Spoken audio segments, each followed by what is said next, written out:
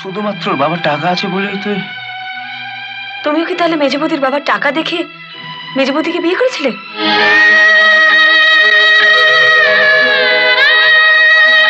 বলো তো, খেলে তো থাপ্পড় সবার সামনে? আরো করো ওদের জন্য। হ্যাঁ যাও যাও, নিয়ে যাও নিয়ে যাও, কর্তাকে ঘরে নিয়ে যাও। তারপর সারা রাত্রি ধরে মা বেটি মিলে ওর কানে ফুসমন্তর দাও। আমি কারো ফুসমন্ত্রে চলে না। তুমি এত টাকা পেলে কোথায়? আমি বলবো কেন, তুমি খুঁজে বার করো। এটা হাওলার টাকা না গাওলার টাকা? কত টাকা জেনে তুমি কি করবে? আমি তোমার স্ত্রী হয়েও জানতে পারি না তুমি কত টাকা মাইনে পাও? যেটা জেনে তোমার কোনো লাভ নেই সেটা জানতে চাইছো কেন? লাভ হোক আর নাই হোক, এটা তো অন্তত বুঝতে পারবো যে তুমি এই চৌধুরী পরিবারের পেছনে কত টাকা ঢালছো আর আমার আর গুড্ডুর জন্য কত টাকা রাখছো। শোনো সাথী, একটা কথা তোমাকে আমি কিছুতে বোঝাতে পারছি না। তোমার আর গুড্ডুর ওপর আমার যেরকম একটা দায়িত্ব আছে, ঠিক তেমনি বাবা মা ভাই বোনদের ওপর আমার দায়িত্ব আছে। মেজদা, মেজদা তাড়াতাড়ি চলো। বড়দা কোত্থেকে মদ খেয়ে এসে বড় বৌদি আর তমালকে ধরে মারধর করছে। সে কি? চল চল। না, ওদের সংসারের ব্যাপারে তুমি যাবে না। আপনি যাবো না তো কি পাড়ার লোকেরা যাবে? চল চল। শোনো শোনো, আমার করে মারছো কেন? না মারবে না কেন? কেন বরুণের কাছ থেকে ফুটবল বুট কেটে টাকা নিয়েছিল? কাকার কাছ থেকে নেবে না তুই বাইরের লোকের কাছ থেকে টাকা নেবে? টাকা? আমি সংসারে টাকা দিতে পারি না বলে বউ আর শাশুড়ির সঙ্গে পরামর্শ করে ঝিদের সব ছাড়িয়ে দিয়ে নিজের বৌদিকে দিয়ে ঝিয়ের কাজ করতে যার বিবেকে বাঁধে না, সে আবার কাকা। ঠাকুর পয়সার কিছু জানতো না, কিন্তু যখন জানলো তখন প্রতিবাদ করো না কেন? বউ আর শাশুড়ি ভয়ে? শোনো দাদা, আমি তোর কোনো কথা শুনতে চাই না। তুই আগে আমার কথা শোন। আজ থেকে আরতি আমার বউ এ বাড়ির কোনো কাজ করবে না। এটা তুই তোর বউ আর শাশুড়িকে বলে দিস। ঠিক আছে, করবে না। দিদি করবে না তো কে করবে শুনি? মাসে মাসে 400 টাকা মাইনে দিয়ে। কে? 400 টাকা? আমি 800 টাকা দিয়ে ঝি রাখবো। 800 টাকা, ইয়েস, 800 রুপিস। তোমরা এখন ঘরে যাও, নেশার ঘরে আবল তাবল বকছি। কি বললে? নেশার ঘরে বকছি? হ্যাঁ, এগুলো এগুলো কি কি নেশা? এটা নেশা? নেশা? এই যে সব নেশা, মন্ডিল মন্ডিল নোট, সব নেশা। হ্যাঁ, নেশা।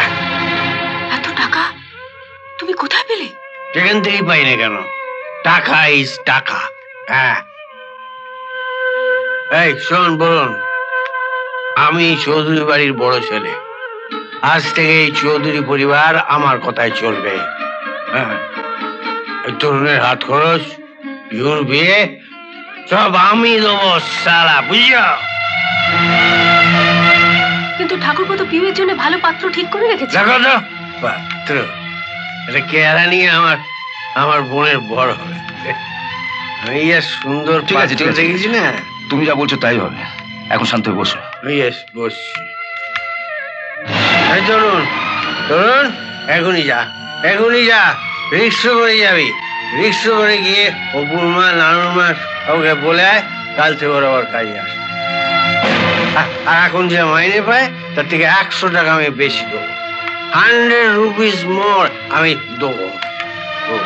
তুমি এত টাকা পেলে কোথায়? আমি বলবো কেন, তুমি খুঁজে বার করো। এটা হাওলার টাকা না গাওলার টাকা? চলো তো ঘরে চলো। হ্যাঁ যাও যাও, নিয়ে যাও নিয়ে যাও, কর্তাকে ঘরে নিয়ে যাও। তারপর সারা রাত্রি ধরে মা বেটি মিলে ওর কানে ফুসমন্তর দাও। আমি কারো ফুসমন্ত্রে চলে না, নিজের বুদ্ধি দিয়ে চল। হ্যাঁ হ্যাঁ, নিজের সংসারের জন্য যা করবি নিজের বুদ্ধিতে করবি, কিন্তু ওই চৌধুরী পরিবারের কোনো ব্যাপারে তুই আর নাক গলাবি না। হ্যাঁ, তোর অফিসের ওই কেরানি মালটাকে বলে দিবি যে পিউয়ের পাত্র অন্যত্র আমি ঠিক করে ফেলেছি। ইয়েস।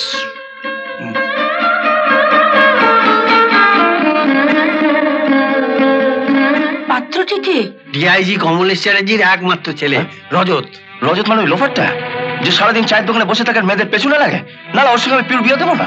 দিবি না? না না না। পিউ, এই পিউ।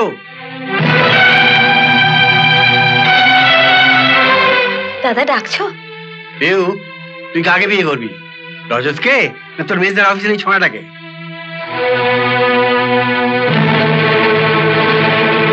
আরে আমি বেঁচে থাকতে তোর কোনো ভয় নেই। তুই সবার সামনে বল কাকে বিয়ে করতে চাস।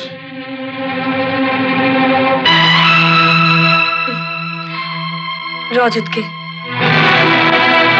পিউ তুই জানিস না রজত কত বাজে ছেলে। আচ্ছা, ও যখন রজতকে বিয়ে করতে চাইছে তখন তুমি কেন? আর তোমরা জানো না ওর বাবা পুলিশ অফিসার বলে। পিউ বিয়েটা ছেলে খেলা নয়, এটা একদিনের ব্যাপারই নয়। আমি রজতকে ভালোবাসি মেজদা। শুধুমাত্র ওর বাবার টাকা আছে বলেই তুই। তুমিও কি তাহলে মেজবৌদির বাবার টাকা দেখে মেজবৌদিকে বিয়ে করেছিলে?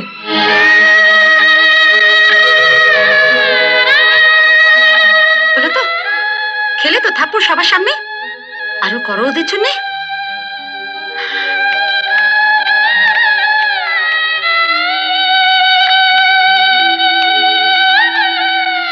তোমাদের কি মত?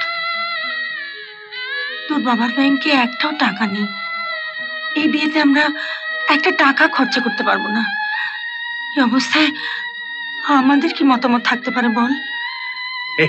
টাকার জন্য তুমি কিছু ভেবো না মা, আজ থেকে চৌধুরী পরিবার চালাবার দায়িত্ব আমার। তুই এত খরচাপাতি চালাবি কি করে? কি করে চালাবে তা দিয়ে তোমার কি দরকার? হ্যাঁ, এখন থেকে তুমি তোমার মায়ের হাতে মাসে মাসে কিছু কিছু থোক টাকা তুলে দিও ব্যাস। সত্যি ওটা কেমন যেন বদলে গেল। ওর জন্য এত ভালো পাত্র ঠিক করলে, অথচ আমি ইন্দ্রজিতের বাবার সঙ্গে কথাও বলে এসেছিলাম। তুমি আজই অফিসে গিয়ে ইন্দ্রজিৎকে ডেকে সব বলে দাও।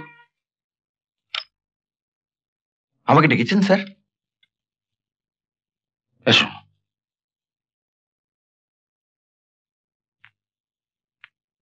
বসো। আজ বাড়ি থেকে তোমার বাবাকে বলে দেবে উনি যেন অন্য কোথাও তোমার বিয়ে ঠিক করেন।